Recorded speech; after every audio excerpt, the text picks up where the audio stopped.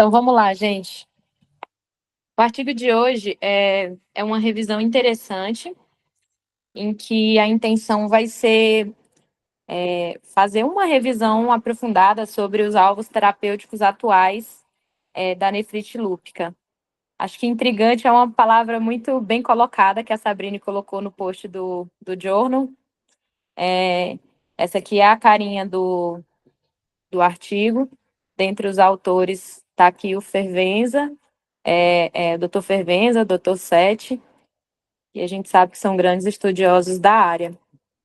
Bom, o lúpus ele é caracterizado pela perda de tolerância a autoantígenos nucleares e citoplasmático. Então, a gente vai ter a ativação do sistema imune inato, que vai se desregular, vai gerar bastante células B autorreativas, formar autoanticorpos imunocomplexos e acabar acarretando na lesão tecidual. A nefrite lúpica é uma das lesões mais severas e acomete uma média de 30% a 60% dos pacientes lúpicos. E uma parcela ainda significativa dos pacientes não responde à terapia inicial ou então tem atividades sequenciais da doença, acaba desenvolvendo doença renal crônica e precisando de diálise.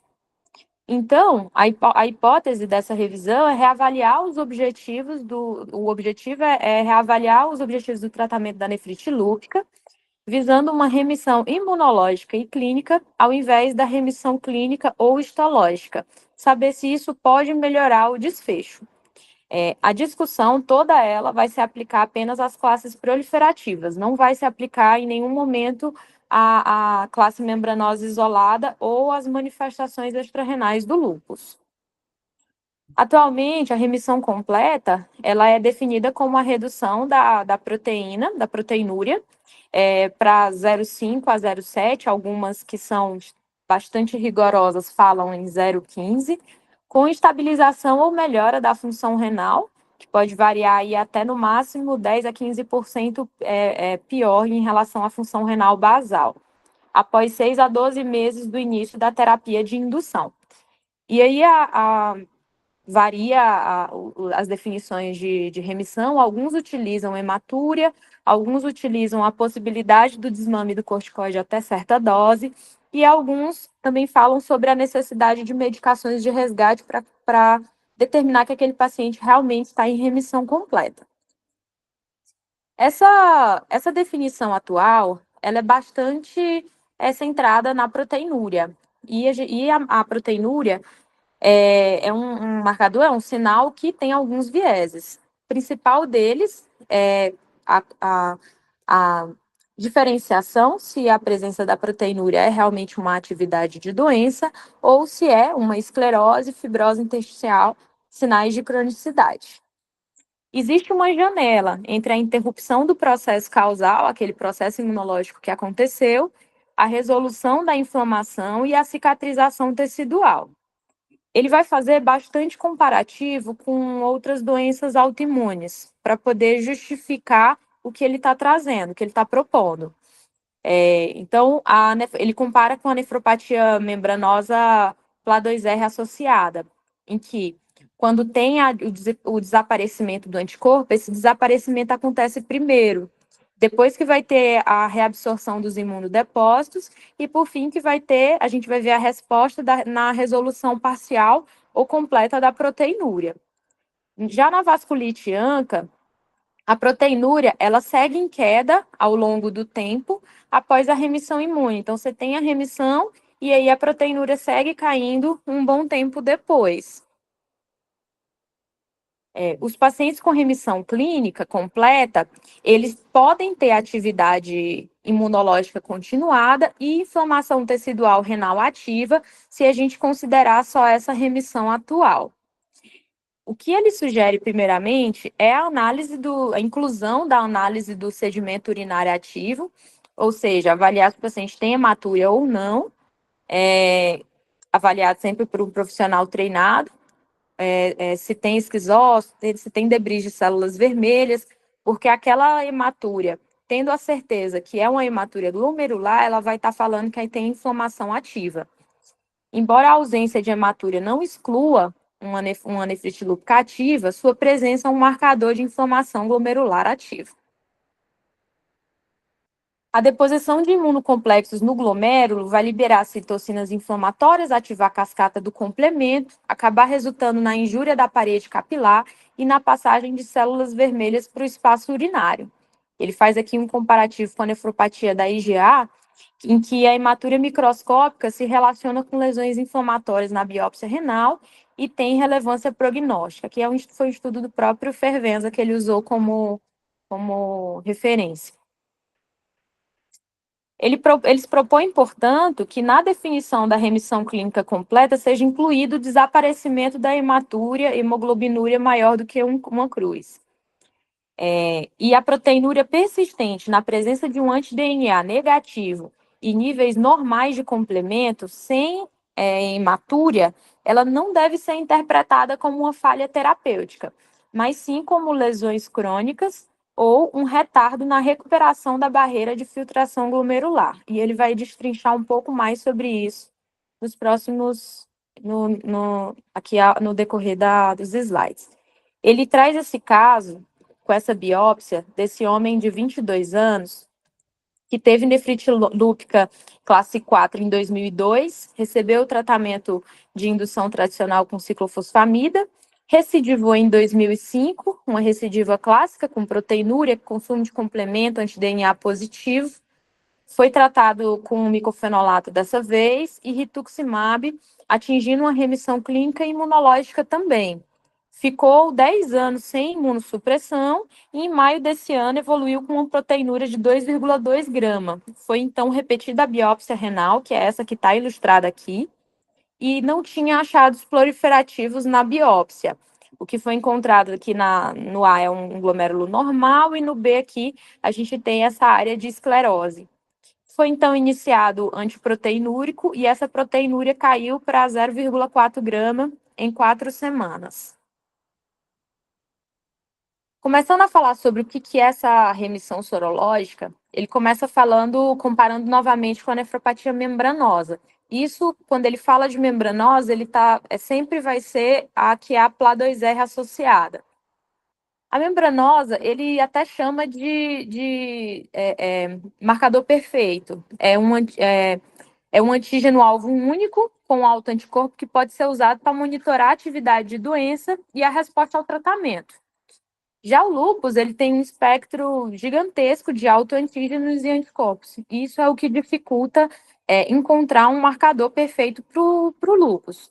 E o que se tem atualmente, que usa de marcador imunológico do lúpus, é o aumento do anti-DNA, a queda do nível sérico de complemento, e esses marcadores normalizam com a queda da atividade da doença, citando apenas os pacientes que têm alguma alteração genética em C4, que esses não vão ter o C4 normalizado. O anti-DNA é dos autoanticorpos mais importantes do lúpus. Para a nefrite lúpica é o mais importante, né?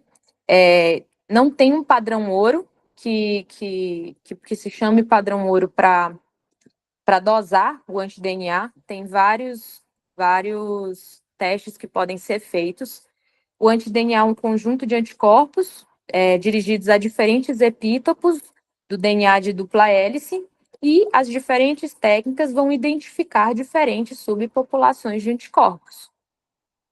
O teste de imunoensaio enzimático tem sido considerado mais sensível e de imunofluorescência o de maior especificidade.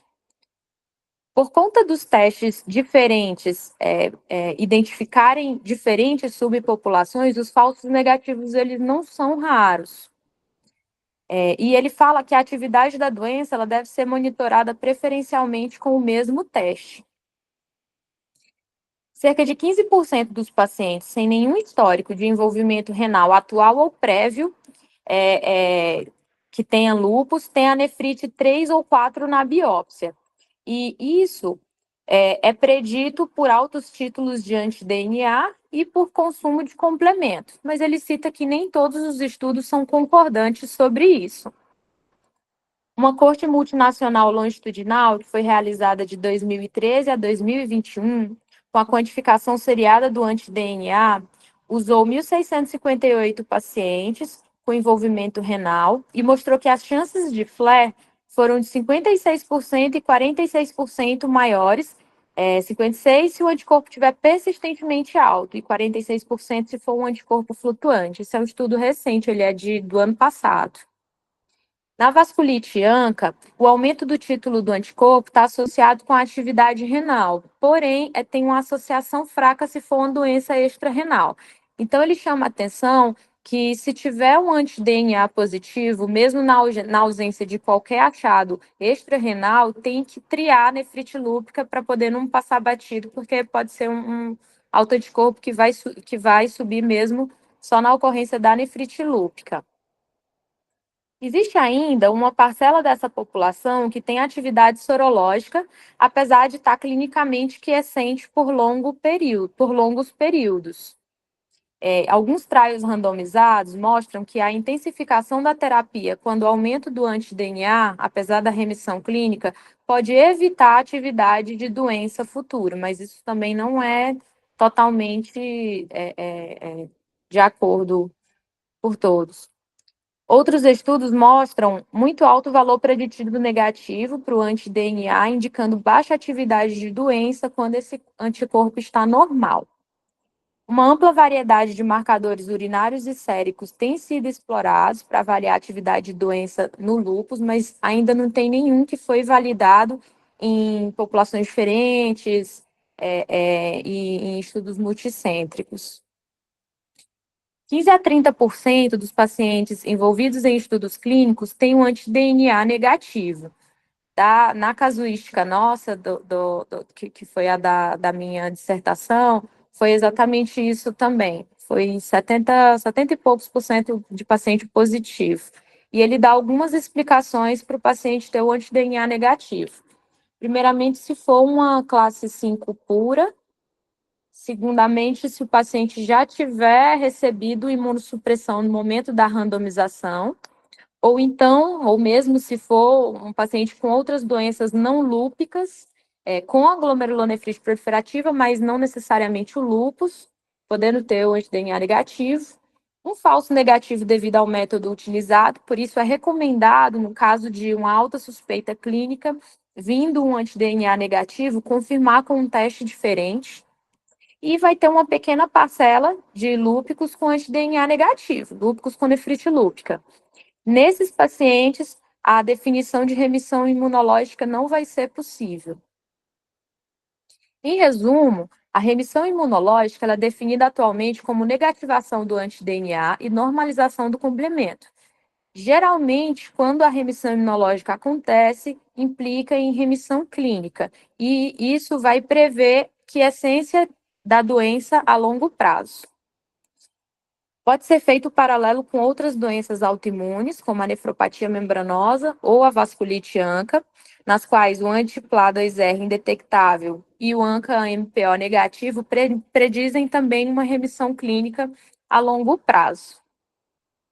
Falando agora sobre histologia, embora a biópsia renal seja o mais sensível para demonstrar inflamação intrarrenal, o valor adicional de biópsias repetidas é controverso. E também o momento dessa biópsia também é controverso. Em um estudo recente, com biópsias seriadas de pacientes com nefrite lúpica proliferativa, a biópsia foi realizada no momento 0, aos 9 e aos 42 meses. A resolução das lesões renais se mostrou bifásica.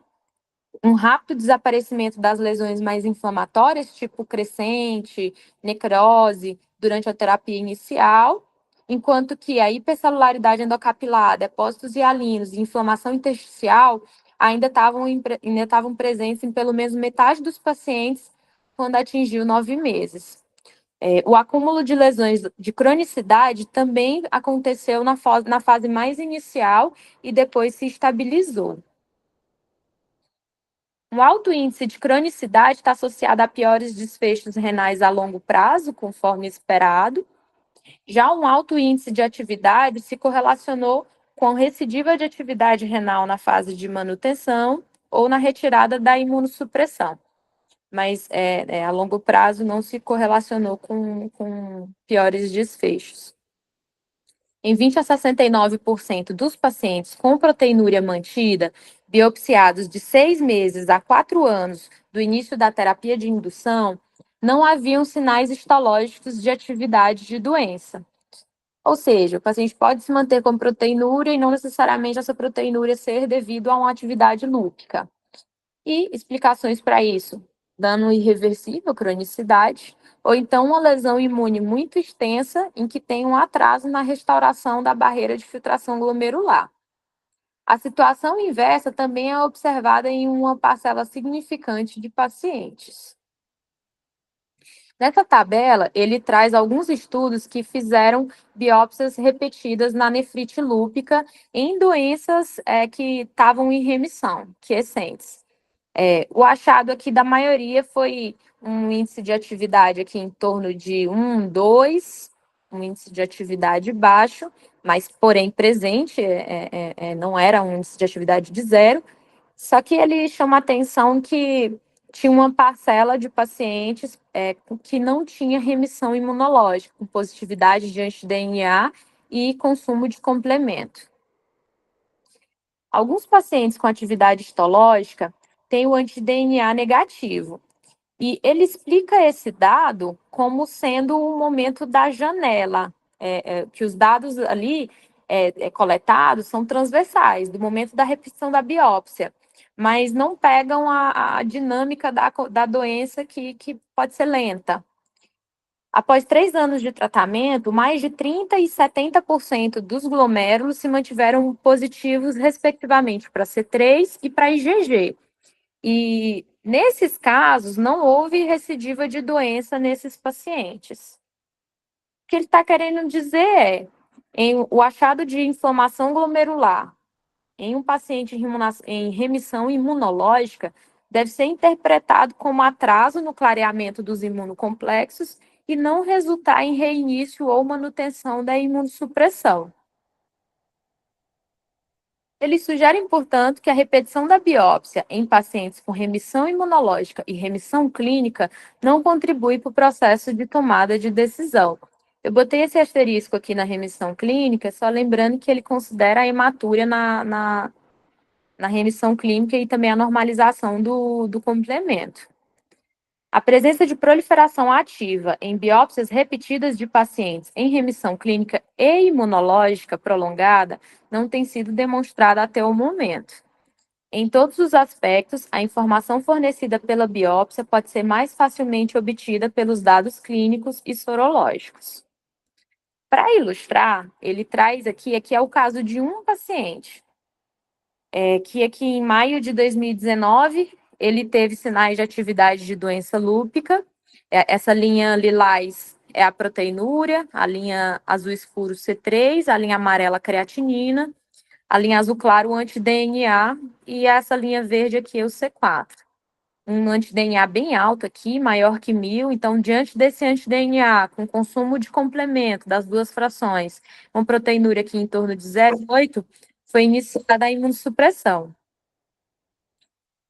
À medida que o tempo foi passando, foi tendo uma normalização aqui dos marcadores sorológicos. É interessante, o que eu achei interessante é que a proteinúria ela sobe bem depois do que teve aqui o início da atividade imunológica. E aí ele fala que, à medida que vai fazendo a imunossupressão, você vai tendo uma melhora, uma queda dos níveis imunológicos. E aqui, nesse momento, foi feito aqui o corticoide, o rituximab, foi feito o micofenolato também, e depois do rituximab foi feito o obinutuzumab, só mesmo, ele justificou só mesmo para tentar manter mais em remissão. E aqui no momento em que estava subindo de novo o título do anti-DNA, foi repetida a dose, e aqui é o último dado que se tem da dosagem do anti-DNA, mas já com os níveis de complemento normais. Essa é a biópsia desse paciente, de março de 2024. após a remissão clínica. Na microscopia óptica, uma hipercelularidade mesangial com índice de atividade baixa, de 0,1. A imunofluorescência com IgG e C3 predominantes em mesanjo, e a microscopia eletrônica com depósitos mesangiais e poucos depósitos subendoteliais. Aqui é um box que ele traz, e aí eu traduzi só para poder ficar mais fácil de ver, com os princípios gerais e os pontos de discordância principal que eles pontuam nessa avaliação da atividade da nefrite lúpica. O C3 persistente baixo, proteinúria e hematúria microscópica persistente sugerem inflamação glomerular ativa. O anti-DNA elevado significa a presença de atividade imunológica. O anti-DNA negativo precisa ser confirmado com um segundo teste. A remissão imunológica geralmente implica em remissão clínica e subsequente remissão histológica. A proteinúria persistente diante da remissão imunológica pode significar cronicidade ou atraso na recuperação da barreira de filtração, sem ter necessariamente uma inflamação ativa. A atividade histológica persistente baixa, atividade de 1 a 2, em pacientes com remissão imunológica e clínica, pode significar um atraso no clareamento dos imunocomplexos. E o objetivo do tratamento da nefrite lúpica proliferativa é atingir e manter a remissão imunológica. A abordagem terapêutica tradicional, ela é composta da fase de indução e da fase de manutenção, em que a indução é a fase mais agressiva. O EULAR de 2023 defende manter essa imunossupressão pelo menos 3 anos após a remissão. O CADIGO fala em pelo menos 36 meses. E ambos centralizam a remissão na proteinúria. E aí fica a pergunta, qual que é o momento mais seguro para descontinuar a imunossupressão? E o que ele advoga é para que essa resposta não esteja na proteinúria, mas sim na remissão imunológica. Nessa outra tabela, ele traz aqui, em pacientes que estavam com a doença quiescente, depois de um tempo, como que aconteceram a atividade de doença. As definições aqui de doença quiescente foi baseado nos critérios tradicionais, alguns incluíram hematúria, outros não. Mas aí percebam que ainda tinha bastante positividade dos marcadores imunes, tanto o consumo de complemento como o anti-DNA positivo. E aqui o flare que aconteceu com a descontinuação da imunossupressão. O menor risco de recidiva foi registrado quando foi necessário colocar o índice de atividade de 0 na biópsia repetida, além da remissão clínica, antes de descontinuar a imunossupressão. Mas ele fala que nesse estudo também teve a menor porcentagem de anti-DNA positivo na retirada da terapia, ou seja, a maioria dos pacientes estava em remissão imunológica. Também tiveram pacientes em remissão histológica com índice de atividade de 0 que desenvolveram flare, ou seja, uma remissão histológica também não é garantia de que a doença vai ficar quiescente. Um estudo está em andamento, que é o Rebiolup, e tem o objetivo de investigar como as informações obtidas de biópsias realizadas 12 meses após o início do tratamento pode melhorar a tomada de decisão clínica. Ele só levanta aqui o ponto que aos 12 meses, muitos pacientes ainda vão ter atividade imunológica continuada. E, dessa forma, é esperada a persistência de atividade histológica nesse momento ainda. O conceito da terapia de indução-manutenção foi introduzido para limitar o efeito de toxicidade pela fase mais agressiva, e ele defende que, atualmente, com a terapia atual, essa toxicidade ela é menor. Está claro que a terapia não deve visar apenas o controle imediato da inflamação renal, mas também controlar a desregulação imune crônica. O tratamento mais tradicional utilizado, corticoide, ciclofosfamida, micofenolato, inibidores de calcineurina, eles atuam principalmente na inflamação renal e no controle da produção de autoanticorpos. Daí a gente já tem aqui a terapia que tem como alvo as células B, que vão eliminar células produtoras de autoanticorpos e fazer a redução dos imunocomplexos. Uma terapia promissora que ele cita, que são as células T com receptor de antígeno quimérico, e também o anifrolumab, que age no interfero 1. Ele fala que uma abordagem ideal seria combinar terapias direcionadas à inflamação e também à autoimunidade desde o início. Eles apoiam a mudança da terapia sequencial para uma terapia combinada, reconhecendo que a desregulação autoimune persistente é o motor da atividade da doença.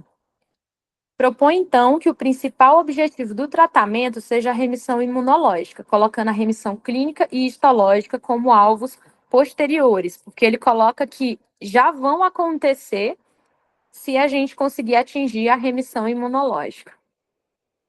A analogia com a nefropatia membranosa pode ajudar a remodelar o pensamento sobre o alvo do tratamento na nefrite lúpica. Os pacientes com remissão imunológica e imunossupressão suspensa devem ser seguidos pelo menos trimensalmente, com anti-DNA, C3, C4, urina, proteinúria e creatinina. E o reaparecimento do anti-DNA e a queda do complemento são altamente preditivos de recidiva. E aí a imunossupressão de manutenção deve ser reinstituída. Nos pacientes com anti-DNA negativo e a nefrite lúpica proliferativa, infelizmente o conceito de remissão imunológica não poderá ser aplicado.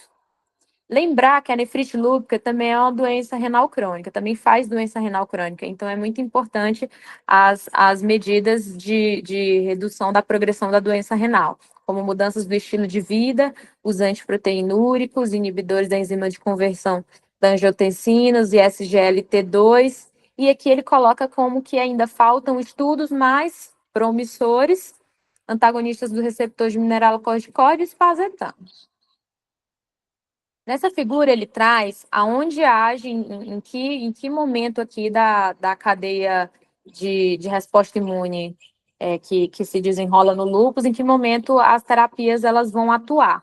Aqui a gente tem os autoantígenos, que vão aqui estimular as células T, com a produção, aumento da produção dos autoanticorpos, formação dos imunocomplexos. Aqui as terapias mais tradicionais estão envolvidas nesse momento aqui, e também as terapias anticélulas B, já que quando chega já depositando aqui no tecido renal, o depósito de imunocomplexo, liberação de citocinas, ativação da cascata de complementos, tudo isso acontece a nível renal, e terapia que principalmente vai atuar aqui nesse ponto são os corticoides, e ele fala que muito provavelmente os inibidores de complemento, mas ainda não tem estudo que fale, que comprove isso, sobre a utilidade dos inibidores de complemento na nefrite lúpica. E, por fim, quando se já tem uma lesão aqui já instalada no glomérulo, o tratamento conservador de redução da progressão da doença renal.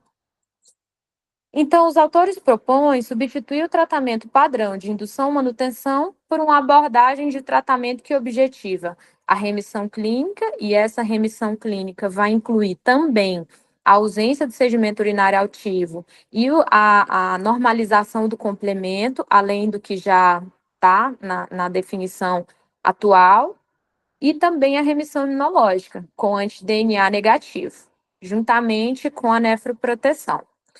Os alvos eles devem ser perseguidos em conjunto. Com essa revisão, os autores propõem a reavaliação de muitos preceitos que consideram equivocados sobre os objetivos do tratamento da nefrite lúpica. Apesar da remissão clínica permanecer como alvo, a suspensão da imunossupressão deve ser guiada pela remissão imunológica e mantida por pelo menos 1 ano. Biópsias repetidas não têm papel auxiliar neste paradigma, porque a atividade histológica é um fenômeno ajusante. Uma grande coleta de dados... Gente, desculpa, meu cachorro. Uma grande coleta de dados prospectivos multicêntricos é necessário para fortalecer essa proposta com evidências mais sólidas. E é isso. Muito bom, Mari. É um artigo que, apesar de denso, ele é bem prático, né? Pelo menos para a gente que lida, né, no dia a dia. Então, eu vou abrir primeiro a palavra para vocês e depois eu e a Letícia a gente fala. Então, a Sá que está aqui do meu lado já vai começar a falar um comentário, sabe? Você queira ver da nossa prática, isso.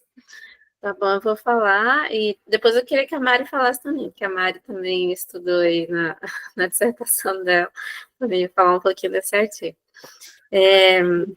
Não, então, assim, quando eu li esse artigo, eu fiquei, assim, ao mesmo tempo, uma sensação mista, assim, de coisas, porque seria bom, realmente, a gente usar a atividade imunológica, dar um foco um pouco nisso também, porque faz parte da patogênese do lúpus, né, envolve atividade imunológica e tudo, e a gente dá um olhar para isso, e às vezes, quando a gente vê aquele paciente que realmente está em remissão completa, clínica, e tudo, tá bem, mas ele persiste com um complemento consumido, anti-DNA positivo, e a gente fica, vamos manter vamos manter a imunossupressão, mas será que, na verdade, eu não tenho que atuar com outro imunossupressor para tentar atingir essa remissão imunológica, se a gente pensar nos vários alvos que a gente tem aí para atuar na nefrite lúpica, porque realmente o lúpus começa ali, que a Mari mostrou, né? Você tem um defeito no clareamento de fragmentos de DNA, um defeito na tolerância ali de reconhecer esses fragmentos como célula, então se tornam antígenos, apresenta para a célula T vai ativar, vai apresentar, né, esse antígeno, aí ativa o linfócito B, que vai produzir os anticorpos, vai se depositar. Aí, dentro do tecido renal, já tem esses depósitos, que ativam a inflamação local também, ativa o complemento local. Então, são vários pontos ali para atuar.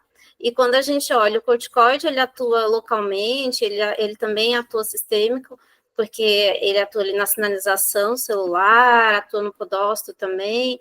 A ciclofosfamida, ela atua tanto no linfócito B quanto no linfócito T, é um alquilante, né? Então atua ali no material genético, então diminui realmente a produção ali, tanto das duas células, né? Então, para reduzir anticorpos também. Só que a gente não pode usar a ciclofosfamida, né, para sempre nos pacientes. Então, aí depois vem o micofenolato, a azatioprina, que são proliferativos. E os antiproliferativos atuam mais no linfócito T, não atuam tanto no linfócito B. E aí, a gente, depois que passa essa fase de indução, você usou ciclofosfamida, você vai ficar só com o micofenolato AS, vamos dizer assim, né? E o corticoide que vai desmamando.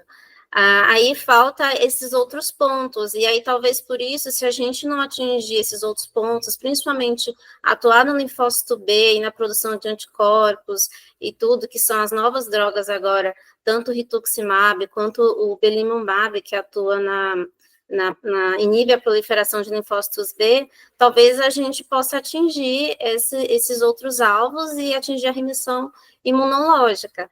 E eu acho que o CADIGO, ele já está trazendo um pouco disso. Se a gente olhar para o CADIGO de 2021, que a gente só tinha de indução ali, o micofenolato e ciclofosfamida, e o CADIGO de 2024, que a gente já tem 4 braços, né, de imunossupressores, inclusive um deles já trazendo ali, às vezes, no esquema inicial, o belimumab junto, então talvez a gente esteja caminhando para esse pensamento de tratar concomitante a resposta imunológica e clínica junto.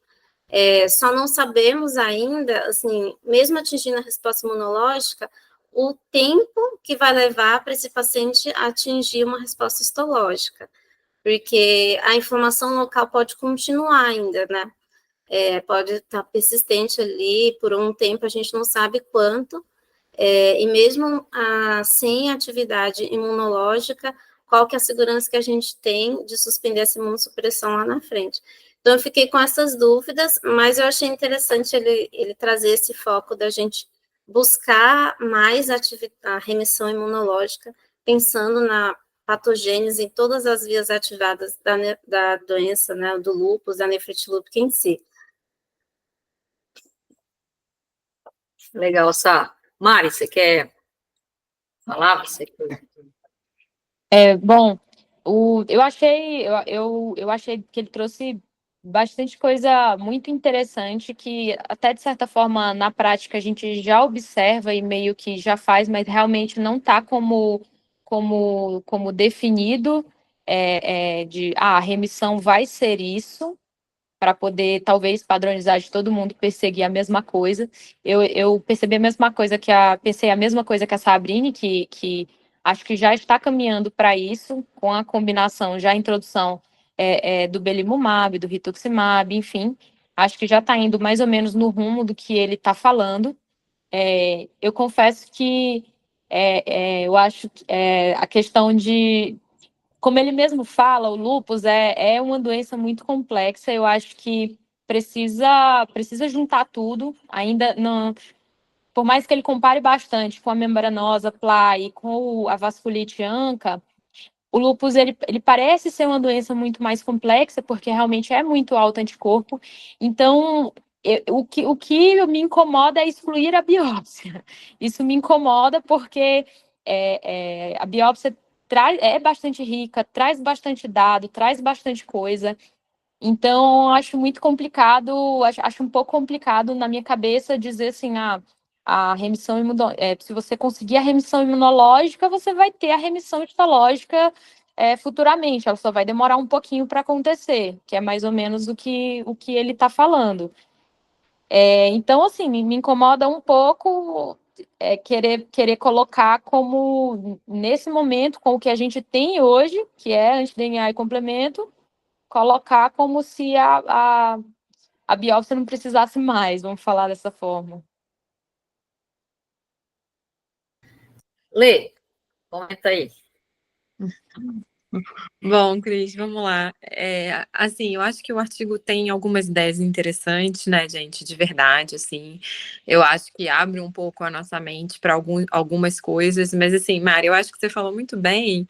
Eu não acho que é o momento da gente dizer que a rebiópsia não tem nenhum papel da forma que ele afirma isso aí, né? Eu acho que falta muita evidência. Então, assim, por mais que ele defenda alguma plausibilidade biológica no que ele fala, na comparação com outras doenças, inclusive, não é exatamente isso que a gente tem de background de todos os dados da literatura na hora que a gente analisa, né? Então, ele pegar, por exemplo, os trabalhos do Roving com a Malvar lá e dizer que ali eles não conseguiram excluir quem tinha DNA positivo e da atividade, não é bem aquilo ali que o trabalho mostrou, gente. Então, ali, na verdade, os doentes que tinham uma atividade zerada, eles fizeram o washout de imunossupressão com essa atividade zerada, eles tiveram muito menos flare, né? Então, você dizer que aquilo ali não teve papel nenhum da utilização, eu acho que é uma afirmação que não é o que os estudos apresentaram claramente, tá? Então, essa é a primeira coisa. A parte imunológica, aí eu concordo plenamente com eles, porque sempre foi uma coisa que muito me incomodou, a gente vê o paciente abrir uma atividade imunológica, né? O complemento começa a cair, aparece um anti-DNA positivo e a gente fala, não, né? Não é nada isso aqui, né? E tanto que muitas vezes a gente acaba voltando à imunossupressão e realmente eu acho que isso é o tiro mais do trabalho, né? É uma coisa que a gente já faz um pouco na prática, né? A hora que o complemento do doente cai, a hora que o anti-DNA aparece, a gente acaba se antecedendo a um retorno de imunossupressão. E eu acho até que se ele não recuperar, repensar um pouco nisso, né? E repensar a parte de adesão, eu sempre até brinco isso, né? Porque a gente vê muito os marcadores imunológicos melhoram quando toma ciclofosfamina, quando a gente transiciona para o tratamento de manutenção piora porque o doente não está tomando remédio, né? Na maior parte das vezes é isso que está acontecendo do ponto de vista prático. Então, eu acho que isso a gente fica mais substancializado, mas assim, a parte de avaliar marcadores sorológicos ainda me incomoda um pouco, gente, porque assim, você vê que ele fala que a gente tem que repetir mais de uma técnica do anti-DNA. Aí a minha dúvida é sempre assim, o que a gente considera positivo e negativo e como a gente vai avaliar a curva de aparecimento, né? Porque o próprio antipla, ele tem o positivo, o indeterminado e o negativo. E nesse range aí, o paciente pode estar mudando de título e a gente não necessariamente sabe interpretar tão bem isso. É a mesma coisa do complemento. Um doente que tem uma faixa normal de complemento, aquele complemento pode ser baixo para ele, a depender do momento de doença que ele tem. Então, até essa interpretação individualizada do marcador, a gente ainda não tem qual é a recomendação de literatura de como a gente deve avaliar isso, entendeu? Eu vou considerar que o complemento está baixo quando? Quando ele vai abaixar do limite do valor de referência ou quando ele cair 10% do que era o valor basal da paciente que eu estava acompanhando? Ou quando ele cair 20% do que era o valor basal? Eu não sei. Essas dúvidas, eu acho que a gente tem que responder com alguns trabalhos mais substanciais e que consigam juntar todas essas informações. E que se ele quer ser taxativo, que a biópsia renal é desnecessária, ele tem que provar isso, né, gente? Então, ele tem que fazer uma comparação de pacientes que negativaram a parte sorológica, que ele rebiopsiou e a rebiópsia não mudou em nada a conduta a partir de então, porque até agora o que está se fazendo é o contrário, né? São estudos com rebiópsia para a gente ver o que a gente vai mudar com a rebiópsia no tratamento dos pacientes, tá? Então, a ideia do Fervenza e do SET ali foi muito menos testada do que a gente tem até esse momento com que o Malvar e o Roving fez, né? Então, eu acho que essas ressalvas a gente precisa tomar, mas eu gosto dessas controvérsias aí, porque faz a gente avaliar e pensar os nossos pacientes de uma forma mais ampla, vamos dizer assim, né? Então, ficam essas dúvidas para a gente tomar aí do ponto de vista prático. Cris, eu acho que era isso. Querendo comentar aí também. Legal, Lê. Eu acho que daqui a gente pode tirar várias ideias, até da gente propor um protocolo, até mesmo para a própria reumato, né?